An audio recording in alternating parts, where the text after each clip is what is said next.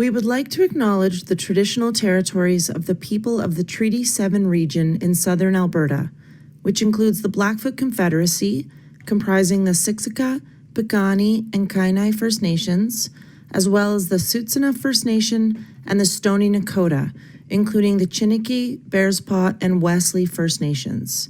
The City of Calgary is also home to Métis Nation of Alberta, Region 3.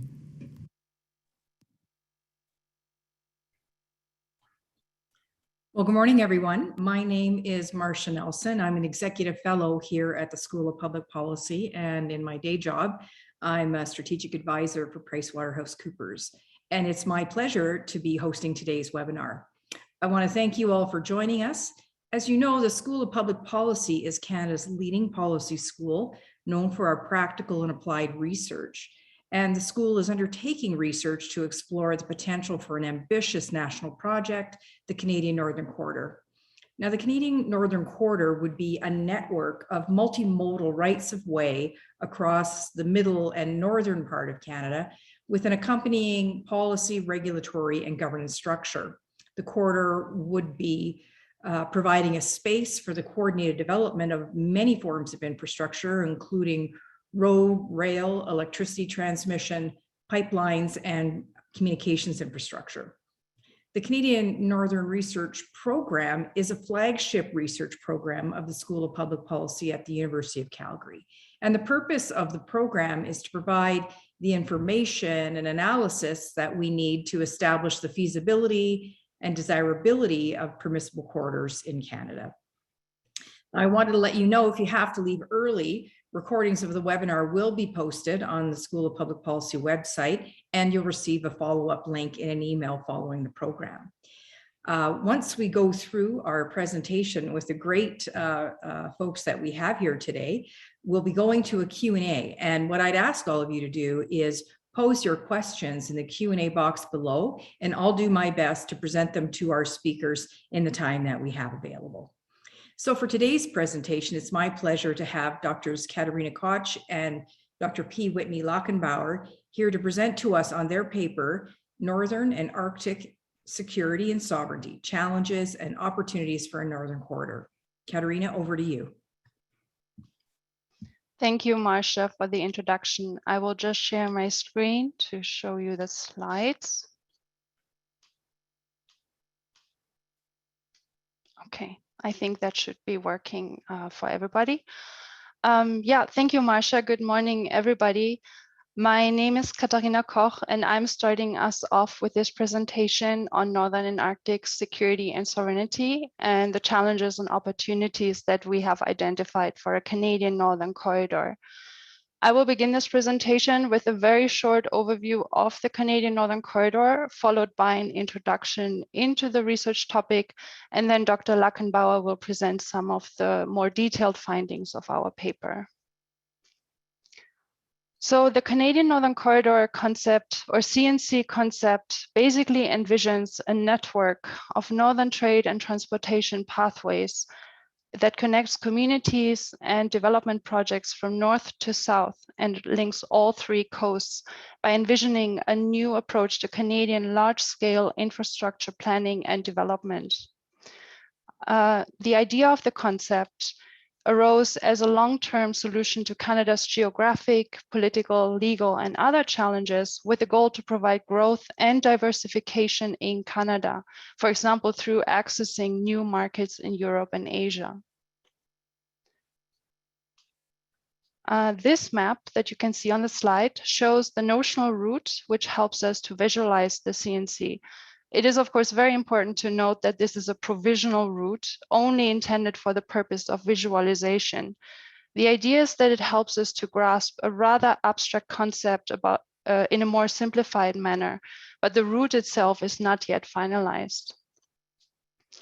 So how do the topics of Canadian security and sovereignty link to our CNC concept and the broader field of transportation and infrastructure development? The paper that Dr. Lachenbauer and I wrote is based on the premise that infrastructure and matters of national security and defense are closely related, which is also demonstrated in Canada's Arctic and Northern Policy Framework, which was published in 2019. Similarly, the strong, secure, and engaged framework also underlines the importance of sustainable and efficient infrastructure development, which helps secure and monitor Canada's northern regions. Because of these strong policy interlinkages between security and infrastructure, our paper offers a distinct perspective on the CNC concept by linking security and sovereignty to core issues of infrastructure development, climate and environmental change, Indigenous rights, and natural resource development. On this slide, you can see the research questions that we have addressed in our paper. And first, the first question reads, what is the current status of Canada's sovereignty in the Arctic? So we were basically looking at how Canada is currently underpinning its territorial sovereignty in relation to other countries. The second question is specifically considering the roles of Indigenous peoples in Canada's Northern and Arctic security policies, with a particular focus on Indigenous sovereignty. The third question deals with the environmental challenges that directly affect Canada's global and strategic position in the Arctic. And the fourth question reads, what current and projected geopolitical and security challenges are relevant for the envisioned CNC? Here, we are focusing on studying, for example, the role of foreign infrastructure investment from a security perspective. And lastly, how might the CNC contribute to Canada exercising its sovereignty and bolstering security in the North? For example, we studied how does new and modernized infrastructure in the Northern Arctic help Canada to fulfill its mandate of protecting these fragile regions from environmental and human-made disasters. So here I'm summarizing a few of the key messages in our paper that Dr. Lackenbauer will address in more detail as we go through this presentation. And first of all, we do recognize that the CNC and its related infrastructure development may be serving both civilian and military purposes. Thus, infrastructure may undergo federal security reviews, but may also gain the support of the Department of Defense and other national security stakeholders. We assume that the CNC will gain international attention.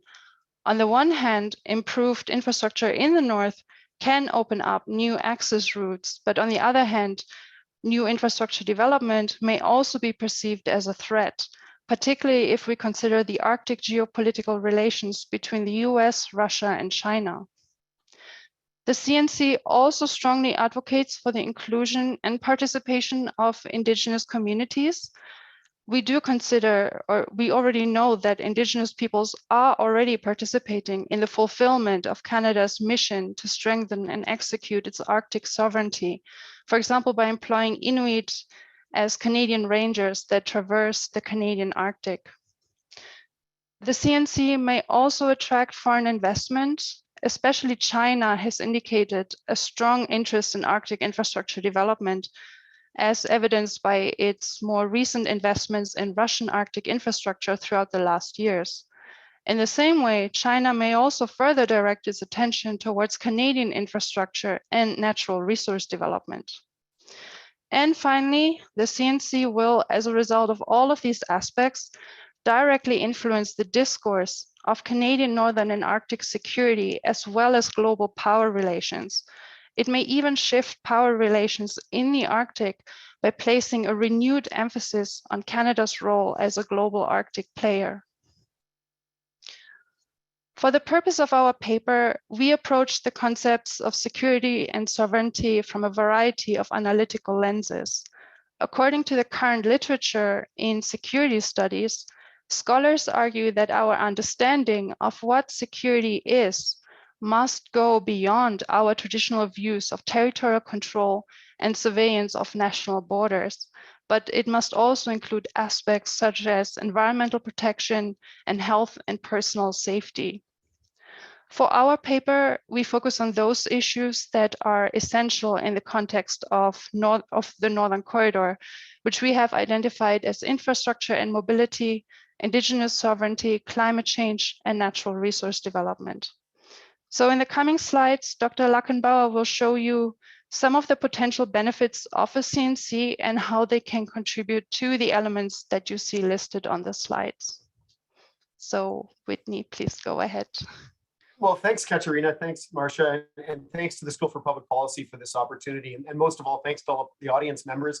I'm notorious for being long-winded, so I'll try to be quite concise today in hopes that given the wonderful amount of expertise that we have in the audience, there'll be ample opportunity for questions and we can really direct our comments to that. Next slide, please, Katerina. First slide, and these are broad categories, and I'm going to speak partly to the points on the slide and then also open space for a conversation that we'll have during the Q&A. But it's first of all starting with the infrastructure gap that exists within the Canadian Arctic, a chronic infrastructure deficit that's well articulated in a lot of the products that the CNC project members have already put out over the last couple of years. When we put Canada's Arctic then in a comparative light with other Arctic states, we read in the newspapers a tremendous amount of criticisms about our lack of defense infrastructure. There's various ways of looking at this. On the one hand, I might take us back to the late 1940s when our then Minister of Foreign, or before he was even Minister of Foreign Affairs, our ambassador to the United States, Lester Pearson, who went on to become a prime minister, talked about a scorched ice campaign, that if Canada did not build infrastructure in its north, it gave would-be adversaries nothing to come and target or take over as a pathway to go and attack the continental heartland of North America. There's something to this still today. On the one hand, we can see the lack of infrastructure as a source of vulnerability, of underdevelopment, a lack of places to deploy our military to or other first responders to be able to deal with security or safety issues. On the other hand, we can see this lack of infrastructure meaning that the world doesn't have a lot of infrastructure to target as it stands now. That said, Canada's 2017 defense strategy, Strong, Secure, Engaged, and a host of other documents emphasize the importance of the Canadian Armed Forces and other partners in the security field of investing in a broader Arctic presence. This is generally interpreted not as being going and permanently garrisoning massive numbers of Canadian soldiers, sailors, air personnel in the north. Instead, to invest in infrastructure, be it military dedicated infrastructure or dual use infrastructure that southern-based units can deploy to and then project out throughout the Arctic. The real challenge is to strike the right balance. What investment should be made in civilian infrastructure, major initiatives like the CNC, versus dedicated infrastructure with a purely military utility? And we're trying to build the case that by considering military requirements or desires within this broader national investment or suite of investments that we're arguing for, that we can bring alignments and hopefully achieve greater efficiencies and effectiveness. At the same time, this can help to strengthen local economies. Perfect. It's interesting here, and please, next slide, Katerina, thanks, you anticipated it perfectly. We're not dealing with a lot of description here of what we might consider to be conventional or typical sovereignty threats that we read about in the media. We're not talking about Hans Island or the Northwest Passage. Instead, we're suggesting that the most interesting opportunity space for Canada to look at the CNC is by nesting or considering sovereignty from the standpoint of internal sovereignty. And that's me making a certain normative assumption about where Indigenous sovereignties interact. But I say that in the Canadian context because, for example, for Inuit, whose homeland Inuit Nunangat is part of Canada, they consider for the most part themselves to be proud Canadians. So their homeland as a transnational people is circumpolar, but their Canadian homeland is one that means their identities, political identities as both Inuit and as Canadian citizens are not in conflict whatsoever. At the same time, we should acknowledge the significant role that Indigenous peoples already play in monitoring the Arctic, and that investments in infrastructure that can help to enable or support those kind of activities by Northerners fit with the overriding national message that we have right now about nothing about us without us, that nothing should be done in the Canadian North without Northerners being a central part of the agenda setting and implementation plans. So Northerners have insisted on increased investments in emergency management, community safety. We see this in dovetailing with the kind of infrastructure investments that are associated with the CNC. Next slide, please. Climate change is a major intervening variable in all of this. We're, I think, all familiar with the fact that environmental change accelerated by global dynamics is happening faster in terms of melting sea ice, temperatures warming in the poles than it is in other parts of the planet. This complicates some of what we may assume about the attractiveness of infrastructure investments. It's one thing to be able to cost out what it may require to build infrastructure. When we think, though, about the sustainment piece that comes after those initial investments, there's a lot of uncertainty as we're associating permafrost degradation, increasing coastal water levels, extreme weather events, storm activity, and so on, all being complicating variables that we need to account into our calculations of whether this makes sense and what kind of safety and security measures need to be built in to this overall program.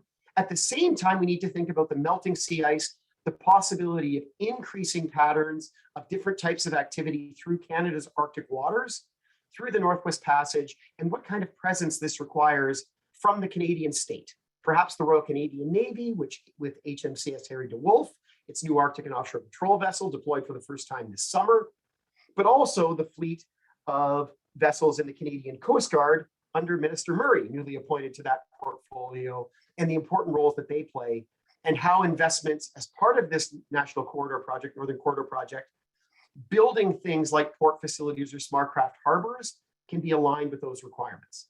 Next slide, please.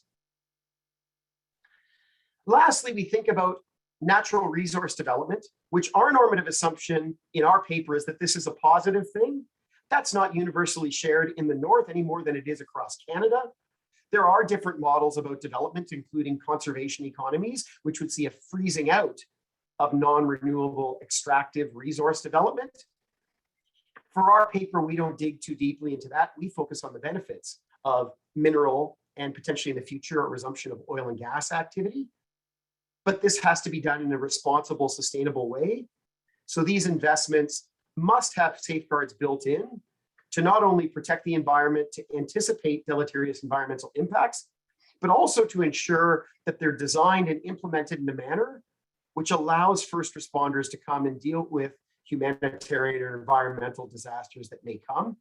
We also refer to engineering challenges that persist, the high costs of construction, and what this means in terms of Bay Street's traditional aversion to investing heavily in resource development projects in the Canadian North compared to what it invests elsewhere on the planet, and what the implications are of foreign direct investment.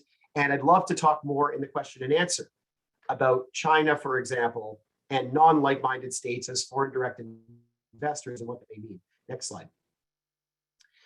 So we also identify myriad security risks. And when we use security, as Katerina mentioned, we're talking about broader considerations than those only focused on military security, and deeper definitions that go beneath the state to look at the protection of human beings, individuals, and communities. And if you need more explanation there, I know Ryan Dean, a PhD student at the University of Calgary, is one of the audience members. He can explain that literature to us because he's a real expert on it. So different ways that we might think about a CNC and infrastructure investments, that northern infrastructure might be seen as a target.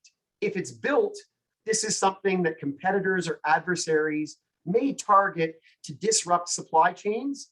They also may use it as a footprint to be able to get a strategic foothold in the Canadian North, to use that for different influence operations or as a basis for activities that may be prejudicial to Canada's national interests. These are things that should be factored into these investments. Certainly, engineering challenges associated with climate change, health and security risks attendant with investments in this infrastructure, and how, given the high costs involved, do we build in redundancies, strategic redundancies, and resiliency measures to make sure that this is sustainable in terms of what we're building. We also have to think about strategic messaging and international perceptions of this. How will not only our allies and partners, but also competitors see these investments? How might they seek to drive a wedge in Canadian society or amplify divisions within Canadian society to try and disrupt this coordinated synergistic effort that's being called for in a massive program like the CNC? And then also, as I alluded to, thinking of foreign investment as a potential security risk. And we can take the Hope Bay mine scenario from late 2020 and early 2021 as an example of some concerns on a national security level of inviting types of resources into the Canadian Arctic from actors like China that, ironically, we seem to be willing to bring into, say, the oil sands or other non-renewable sectors across Canada, which begs the question, I think, from Northerners, if we're talking about a sustainable future for Northerners based upon healthy, vibrant communities with robust economies, if the Canadian state is going to deny foreign direct investment, how is the Canadian state going to ante up? And how is the Canadian private sector or private-public partnerships going to fill in that void? Next and last slide for me, Katerina.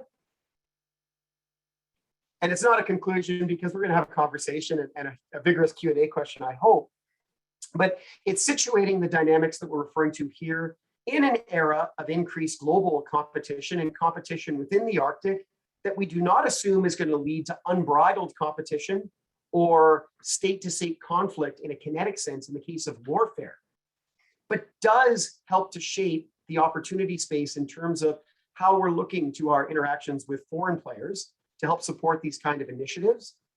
Climate change is obviously a major driver that overarches all of what we're looking at here and begging questions of proportionate gains of investments in the Arctic at this time versus investments elsewhere that may address mitigation issues regarding climate change. I'm happy to talk about those issues. I guess I'm kind of biased because, of course, I'm a pro-Arctic development person, or I probably wouldn't be drawn to this project. But I think there are fair questions associated with this. And then how does all of these investments that we're envisaging fit within the committed promise by the Government of Canada to Northerners to improve accessibility within the North and to the North, and at the same time safeguard our national interests and, first and foremost, the interests of our Northern citizens. So, Katerina, I'll turn it over to you for the final reflections on future research and look forward to questions. Thank you, Whitney. Of course, when conducting such extensive research, we are sometimes left with more questions at the end. And in this case, it's not different. On this slide, you see 3 prospective research avenues that we would like to pursue still in the future. For example, we have been noticing a lack of understanding of dual use infrastructure in the Canadian context. Dual use infrastructure relating to infrastructure that is used for both civilian and military purposes. The idea itself is not new, for example, in terms of search and rescue missions, as also Whitney has indicated, but we have found a lack of research and understanding of how this type of infrastructure can also serve in the Canadian Northern Corridor context. The second question is particularly directed towards the perspective of Northern Indigenous peoples on Northern infrastructure development and the prospective related commercial activities. So as for our next steps, we do want to hear from Indigenous peoples directly through community engagement activities. And the third topic also relates to Indigenous peoples. It focuses more on how we can meaningfully integrate Indigenous traditional knowledge and Indigenous ecological knowledge, such as their knowledge of the land, into Canada's security and defense strategies, and how would this translate into specific policy actions for infrastructure development. We hope you have enjoyed this presentation, and now we are looking forward to your questions. Thank you very much. Great, thanks for this, Katerina and Whitney. My goodness, I have to start by congratulating you and I guess complimenting you on the terrific paper that you did. And of course, this was a great presentation to ground us. And I certainly found it insightful and unique in its focus. You know, traditionally, when we consider, you know, kind of corridor projects or big infrastructure projects, we tend to focus on commercial or economic benefits that are associated with it, not necessarily, you know, the security aspect of things. So my first question to you is, how did you arrive at doing this research? You know, when you were thinking about the Canadian Northern Corridor concept, you know, how did you come up with, okay, this is a paper that needs to be written? I can take that question. So yeah, when the Northern Corridor was first thought about in 2000, back in 2015, 2016, it was of course studied also more from this economic perspective. But as time went on, we started to realize that we are facing many more challenges. We have to look at so many different topics, including legal and engineering challenges. And then, of course, in a way, also security and sovereignty became a part of it, because the Canadian Northern Corridor, if realized, would be constructed and established and implemented in a very sensitive region, the Canadian North. And it is facing its own challenges in terms of security and sovereignty, especially also from a global Arctic perspective. So we had been also receiving questions from the scientific community as well. And regarding the impact of the Northern Corridor on Canada's security and sovereignty. And this is basically how we started pursuing this topic. Great, thanks. Well, there are so many questions popping up from the audience, and let me start with one about the infrastructure gap, because the notion of a need for a corridor of this nature really stems from the fact that there's a lack of supporting infrastructure, for any number of types of things, as I mentioned, rail, electricity transmission, fossil fuels, et cetera. And the question really relates to perhaps that infrastructure gap comes from the fact that it's traditionally been very difficult to build conventional infrastructure like roads and other things in the Arctic North. And perhaps that climate change might be making that even worse. So are you aware of any research that talks about using aviation or airships as opposed to having to build, challenging infrastructure on the ground that might meet some of the needs that have been identified in this area? Yeah, thanks, Marcia. Oh, Katerina, you can jump in first. Please go ahead. Well, I can speak from the perspective of our Northern Corridor research program that we do have, in fact, been confronted with this particular question already several times, and we are planning a research study that looks specifically on aviation, or at least considering, but we are also seeing, obviously, the engineering challenges. But please, Whitney, go ahead. No, it's wonderful. And I'll even pick up on the last question, Marcia, about that. Part of what has drawn me to this particular challenge space and opportunity space is I'm very fortunate to sit as an academic member of the Arctic Security Working Group, which meets twice a year, featuring federal, territorial, and Indigenous government representatives in the North. And it takes a very broad view of security. And much of our discussions over the last decade have looked at issues of infrastructure, how this interacts with climate change, and what strategic transformative infrastructure investments look like through a security lens, but in a very broad-based definition. And we've had briefings from Barry Prentice, who I know is part of the overarching team of scientific advisors for the overall CNC project, and others. And it certainly is a consideration. Department of National Defense has certainly had papers written through their staff college on opportunities for airships. The commercial sector has certainly also explored the feasibility of using, like, I think for those of you familiar with them, like dirigibles, that could actually go and transport cargo, arguably at a much lower cost factor per ton than what you'd see with conventional aircraft. And especially with uncertainty, and I dropped in a link to a document that one of the members of the North American Arctic Defense and Security Network wrote, a person with planning background did, on aerodrome infrastructure, and some of the challenges that we're facing now to maintain existing airfields at a time where a project like the CNC might actually be calling for an expansion of airfields or a hardening of airfields. Might emerging technologies like airships alleviate the need to put those investments in at a time where heaving permafrost and other climate change associated environmental factors might make it less attractive. So I think this is really exciting, having these kind of opportunities presented, and then ultimately it's going to be the private sector and the public sector to determine whether this is the right time to seize those opportunities. Well, let me jump onto that one, because of course availability of investment is kind of a critical consideration when you're thinking of a corridor of this nature, right? You know, some of the estimates, it's a multi-billion-dollar enterprise. And there's already some concern about availability of capital out there because there are ongoing concerns about investment in fossil fuel related development.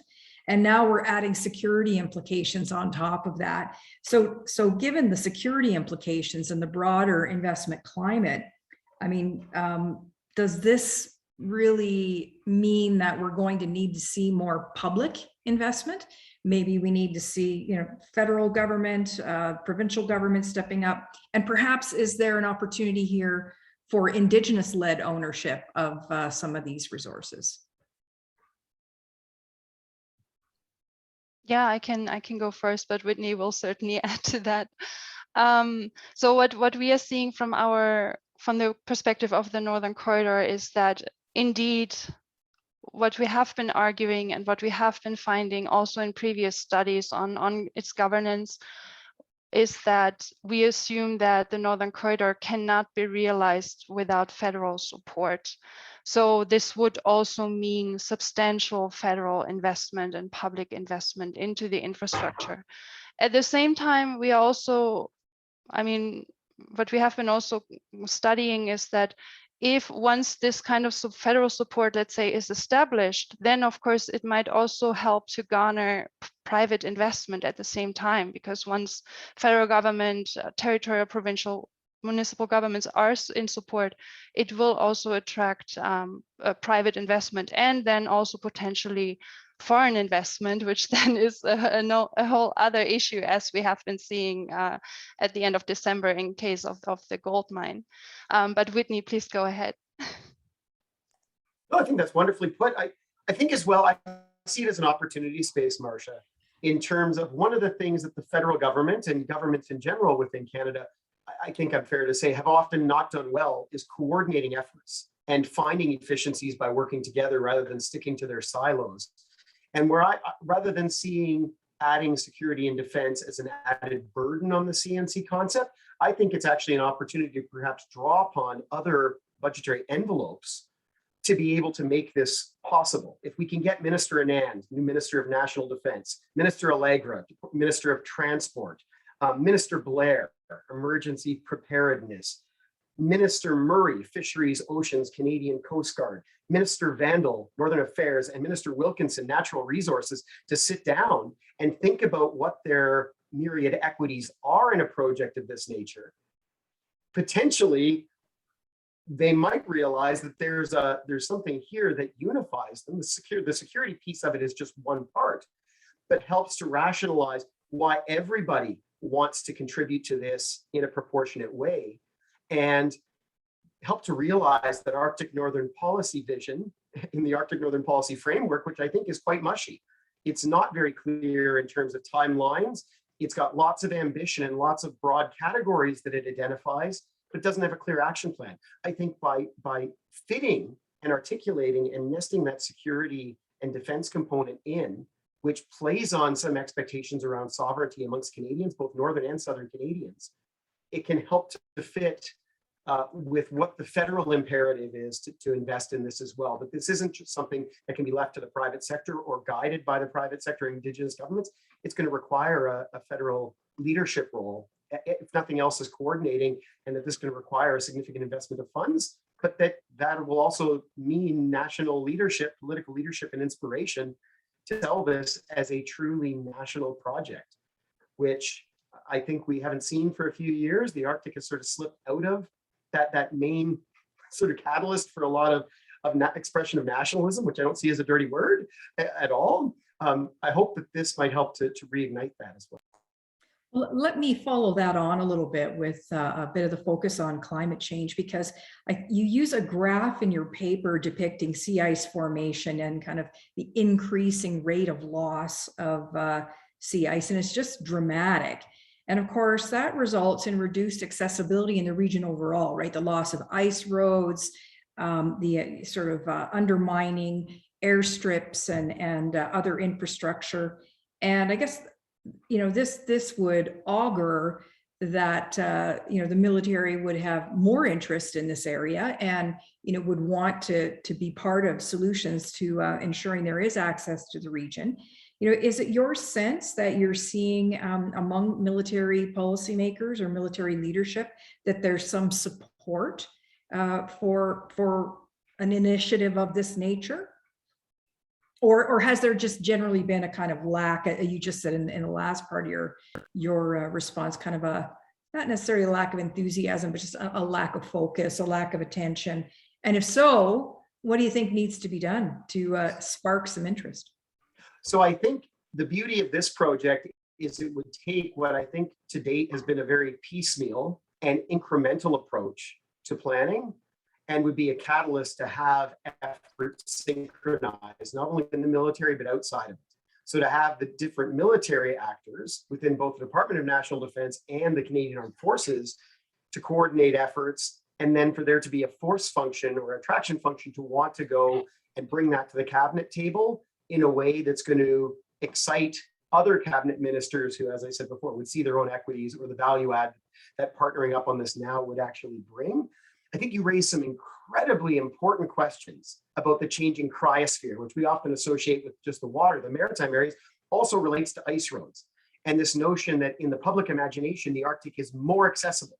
There's more mobility as the ice melts. That's a set of assumptions there that's going to be highly differentiated depending upon what part of the Arctic you're talking about and whether you're talking about terrestrial systems or maritime systems. So I think we have to look to a future of uncertainty where existing systems like ice roads are going to be much less predictable, and that there's a lot of important work in the physical sciences by engineers, others, to figure out what that's going to look like before we too quickly decide on the need to, say, invest in horizontal grade infrastructure like paved roads connecting northern communities, if that's not necessarily something that's going to be feasible given changing ground conditions. This, to me, does not scuttle a Canadian Northern Corridors project or initiative. It may just change the way that we visualize it and actually see it physically manifest itself. It might be less the conventional roads to resources type models that go back to the 1950s. It may be something that's more about getting the military to do some of those initial investments in improving aerodromes, airfields in the north, and also improving some of those small craft harbors. But again, what the corridor project does is encourages us to think systematically and system-wide as to how all of this interlocks. And that's, I think, what we're missing. And I think that's where the military can be brought into the conversation, is they do have interests. How do we help them to figure out where their pieces fit in this larger national puzzle? Well, I'm just looking at, oh, sorry, Katerina, go ahead. Yeah, I also just want to add very quickly, because you also asked, Marcia, how maybe we can draw more attention to this issue, or like also from the Northern Corridor project perspective. And I think what we also in a way hoping is that this is the very first time that, or the very first paper that kind of links the Northern Corridor to this issue of security and sovereignty. So we are, of course, also hoping to really tie into the discourse of how a Canadian Northern Corridor may contribute to Canada's security strategy. So we also hope to garner some interest through this particular research. Great.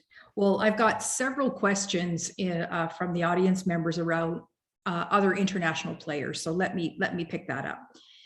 Because one of the things you say is that by developing the Canadian Northern Corridor, all for good economic, social, and potentially good security reasons, you know that this might generate heightened international commercial and military interest in the region.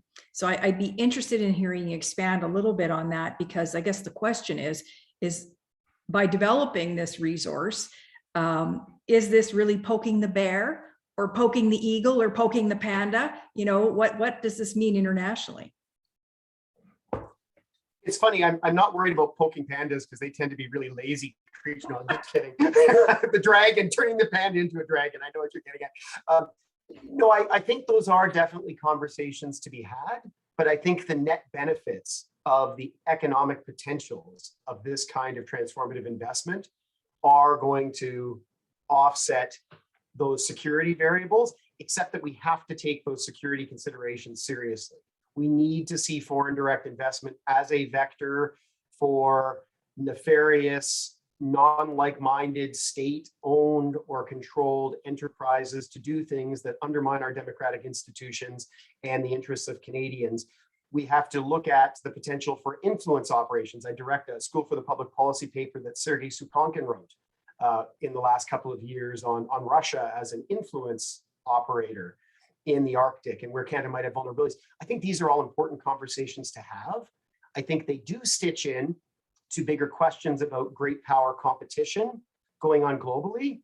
I think where I see the news media and some of the, I would say, superficial academic discussion not taking us in helpful directions is it's still locked in this sovereignty on thinning ice mindset, as if the catalyst for this Arctic competition is born of melting ice and competition over boundaries and resources in terms of the sovereignty side.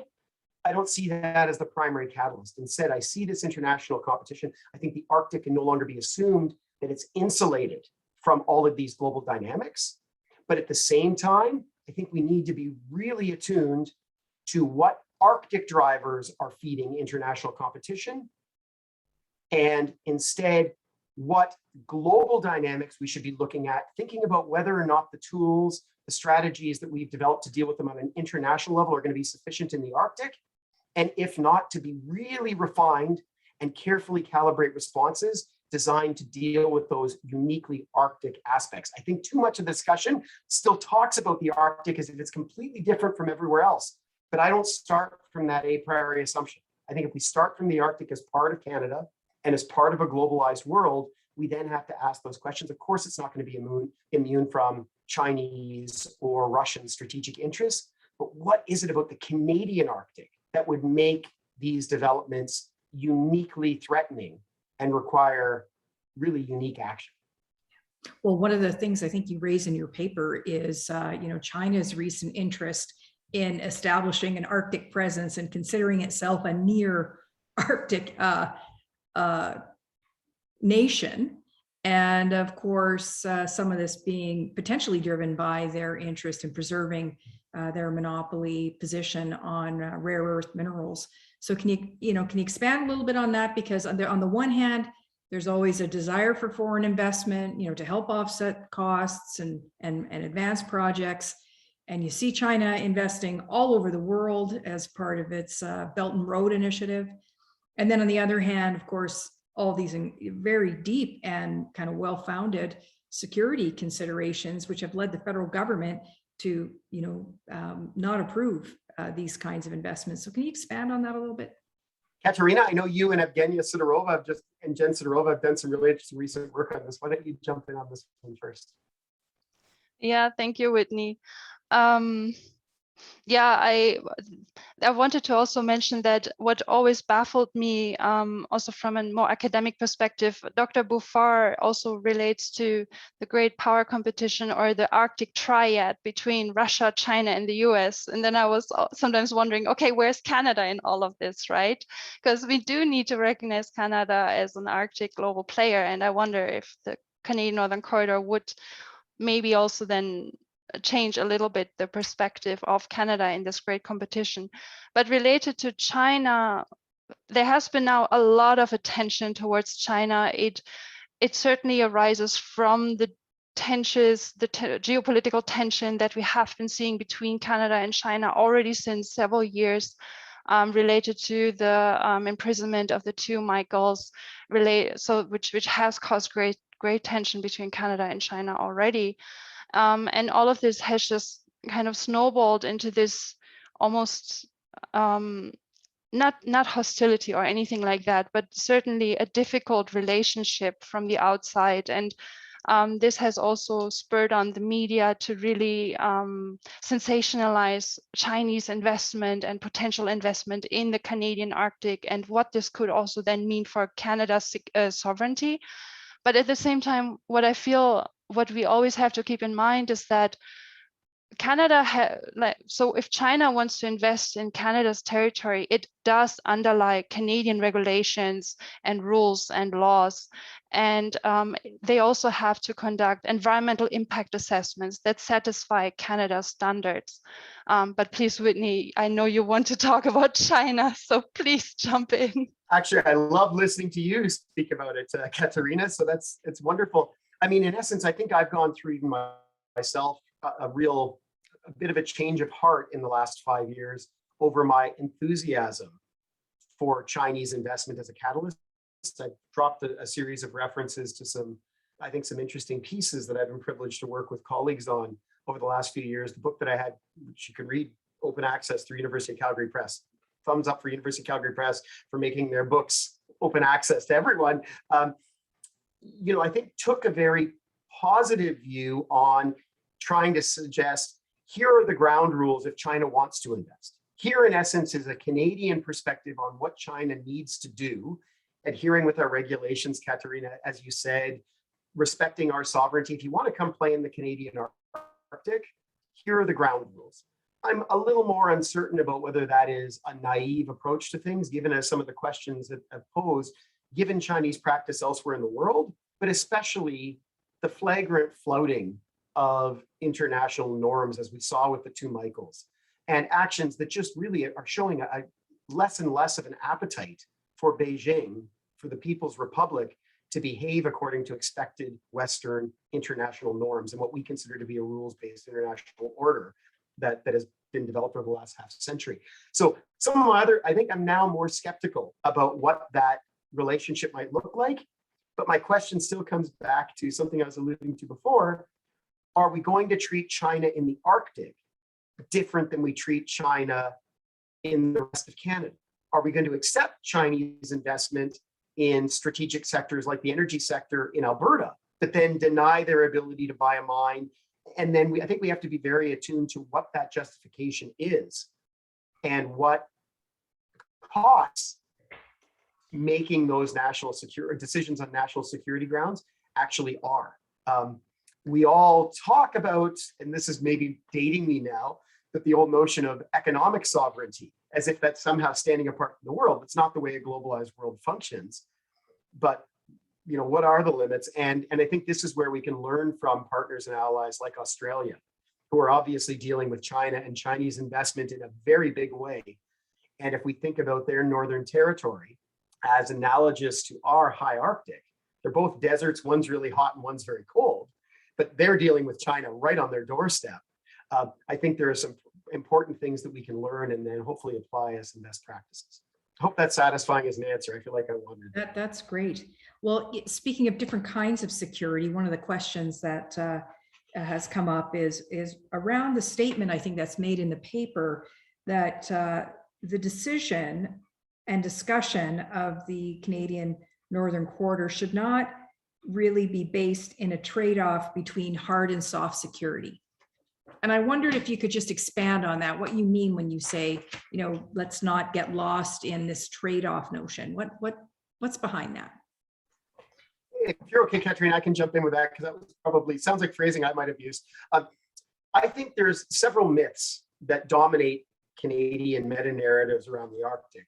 And one of them within academic circles is that there's an inherent tension between military security, so hard security, and human security, environmental security, soft security.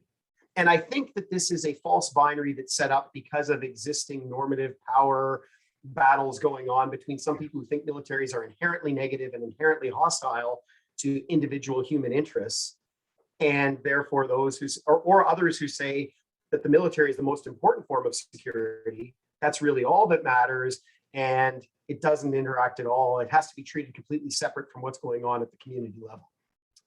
I think this is framed for narrow interests in this fashion, but it actually doesn't resemble, I think, expectations of Northerners or what the responsibilities of a state are, which is to actually transcend everything from sort of the high level hard security vis-a-vis other countries, and then going right down to the community level. And I think if we look at the security chapter within the Arctic and Northern Policy Framework, I think it does a fairly good job of mapping out the breadth of security and how the different elements actually work in tandem.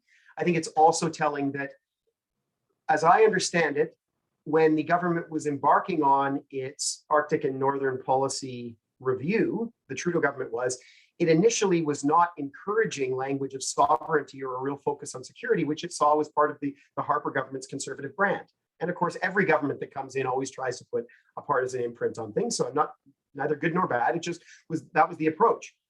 When those conversations went north, it was interesting that Northerners, predominantly Northern Indigenous stakeholders, emphasized that they needed to see sovereignty within the strategy, and that security was important, and relationships they had through the Canadian Rangers and other relationships were very positive. And there's even a telling line that said that the military actually undertakes regular consultations in an exemplary fashion compared to a lot of other government departments. That I found very surprising. But to me, it sets up a notion that we don't want to set up false binaries. And that's, I think the way ahead is actually one that sees and that we see that by including security and defense components into this, we can actually grow the pie that Canadians are willing to invest in baking, rather than seeing it as a zero-sum game. Well, that is a perfect segue to my next set of questions, because I'm seeing so many questions about the role of Indigenous people in both establishing a corridor and the operation of a corridor, and some of the considerations around security and safety in the north. So let me start with this one.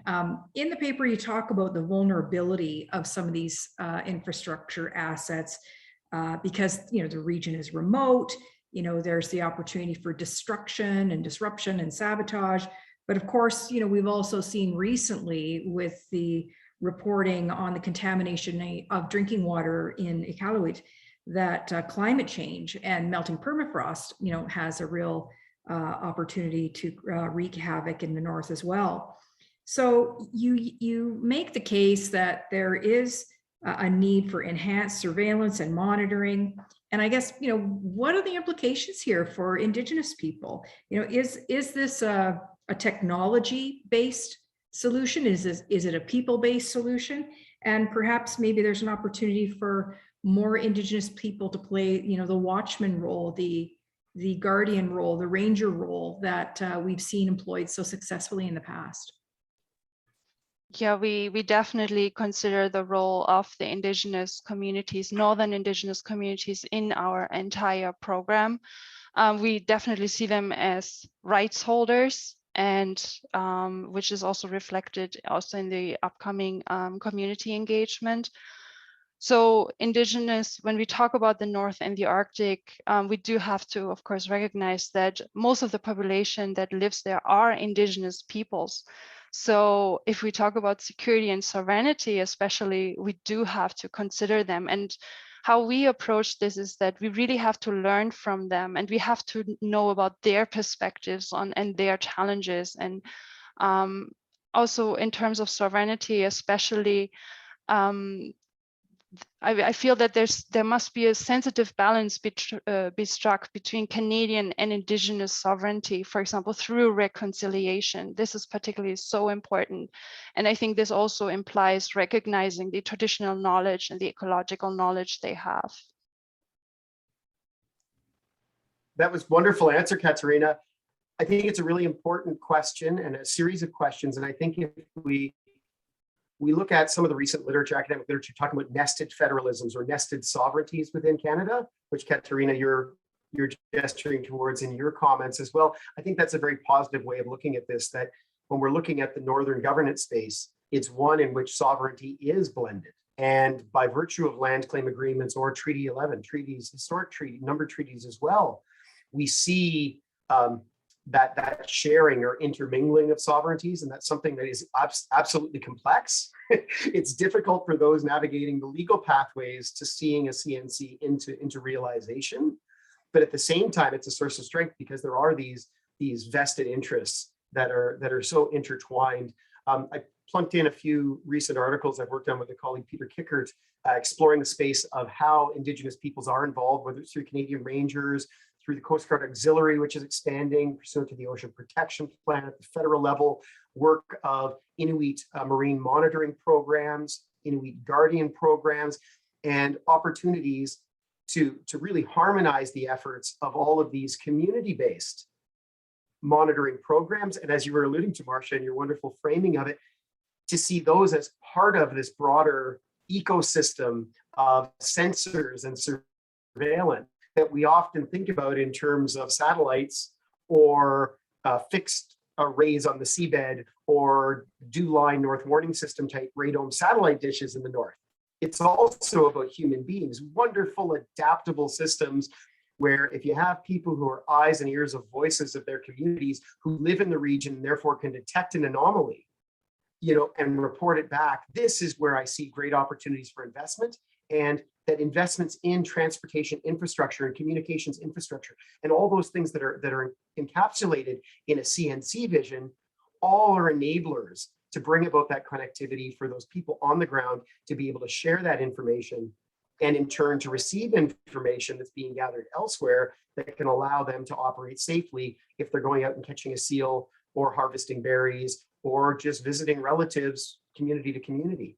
I just see there be such a positive image that can come out of this vision being articulated that shows how everything can be stitched together in ways that, rather than being seen as threatening incursions of a Southern agenda into the North, instead can be seen as something that's very much responsive to Indigenous priorities that have been articulated by Indigenous governments and Indigenous organizations over the last several decades that we've made progress on as a country, but not fast progress. This might help to bring about that transformative investment that we're. Well, that's terrific. And I guess just in the last couple of minutes that we have, I thought I would put up a question that folks routinely raise anytime we talk about the corridor, and that relates to routing. That, and in particular, it relates to the role of Indigenous peoples, because of course, the routing of any corridor has to be informed by various stakeholders, people on the land, Indigenous rights. So in your view, are there unique considerations with the North with respect to routing that reflect the interests of the various stakeholders on the land? That is a very good and very challenging question, Marcia, because we have been tackling this question. We are basically tackling it slowly throughout our research, right? But yeah, I just always need to emphasize that when people see the map, like this is not the final route. So of course, through community engagement and also engagement with industry and any interested parties, we do want to learn from them, and we do want to establish what are really the zones where infrastructure is definitely missing, where it is indicated, okay, we do have a need here. And this could be even just for certain infrastructure modes. So let's say, for example, broadband. So it can be even just parts of this entire infrastructure package that the Northern Corridor represents. At the same time, what we also probably have to expect, especially through community engagement, is to also learn about, let's say, no-go zones. So also to already exclude certain zones, I mean, protected areas and so on, that we already know, okay, infrastructure development will not be feasible through this particular region. But as I said, this is a work in progress. And I think, Marcia, to echo what Katerina said, I think a lot of that work has been done. There are quite mature, and the visualization, which again is just a visualization at this stage, looking at the Dempster sort of artery through the Western Arctic, and then also what looks like the Bathurst Porton Road BIPAR, Bathurst Inlet Porton Road Initiative type thing. These are mature proposals that have been heavily influenced by Inuit rights holders in their form and their shape, and that Inuit organizations, territorial governments, and the federal government have all expressed at different times their strong support for them.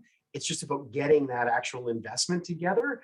So I really think that we're in a strange moment where there's a bit of a legal chill regarding UN Declaration on the Rights of Indigenous Peoples, free, prior, informed consent.